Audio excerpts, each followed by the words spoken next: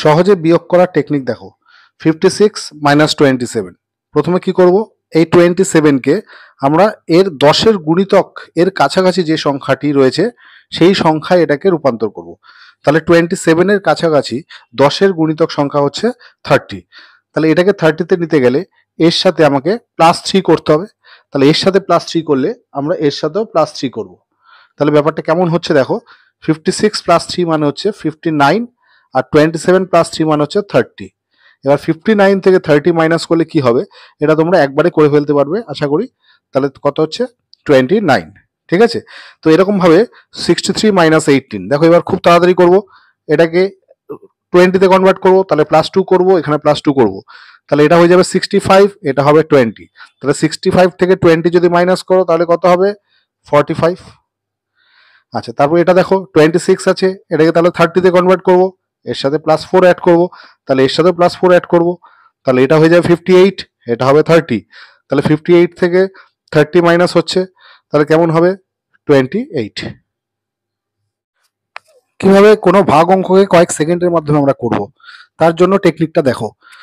4221324 এত বড় একটি সংখ্যাকে 5 দিয়ে ভাগ করতে হবে।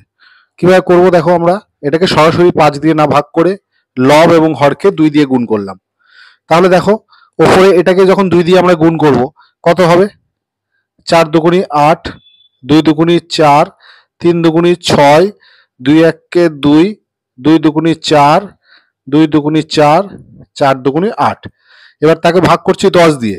তা কোনো সংখ্যাকে 10 দিয়ে ভাগ করা মানে শেষ থেকে এক ঘর আগে পয়েন্ট করে দেবে। তাহলে আনসার হলো 844264.8। তাহলে একই রকম ভাবে এটা দেখো খুব তাড়াতাড়ি করে ফেলছি।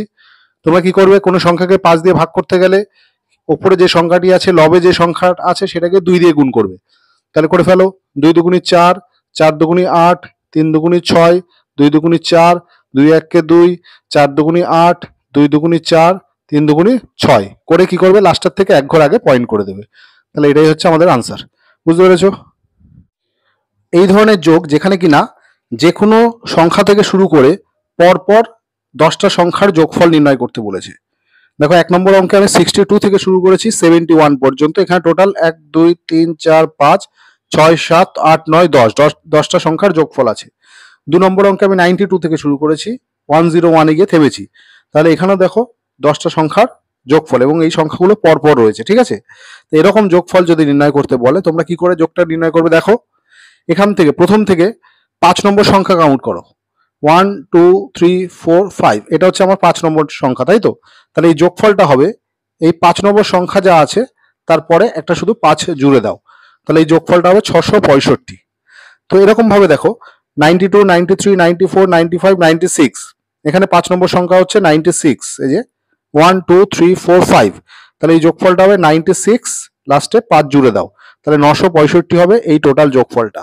এটা যে কোনো জায়গা থেকে শুরু হতে পারে, যে কোনো পূর্ণ সংখ্যা থেকে শুরু করে পরপর 10টা সংখ্যা যখনই থাকবে তার যোগফল নির্ণয় করতে গেলে আমরা এই নিয়মটাকে অ্যাপ্লাই করতে পারি।